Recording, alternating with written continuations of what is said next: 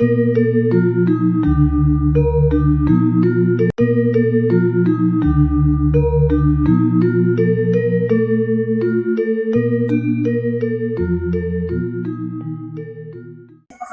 adlaw kining among sugilanon mauang ang sagradong bukid kaniadto adunay usa ka lumad nga komunidad nga nagpuyo sa tiilan sa usa sa sagradong bukid. Ang ilang kinabuhi nagdepende sa lasang suba og uma. Ang among mga katigulangan nagtudlo nga ang kinaiyahan usa ka balaang gasa.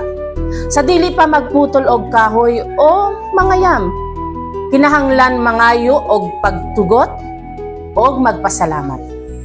Ako ang dato sa among komunidad. Ang akong katungdanaw mao ang pagpapanilod sa among kultura, paggiya sa katawhan ug pagtiatiman sa kalansangan.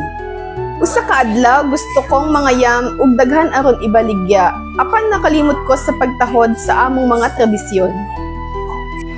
Anak, ang tinuod nga bahandi, dili ang kwarta. Ang labing pililhon mao ang kinaiyahan ug ang kultura nga gibilin sa atong mga katigulangan.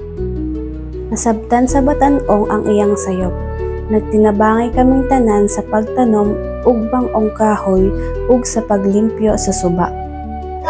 Tungod sa pinaghiusa ug sa pagtaghod sa mga tigulang ug sa dato, malinawon ug malambuon pag-usab sa among komunidad, ang among kultura, pagpabilang buhi.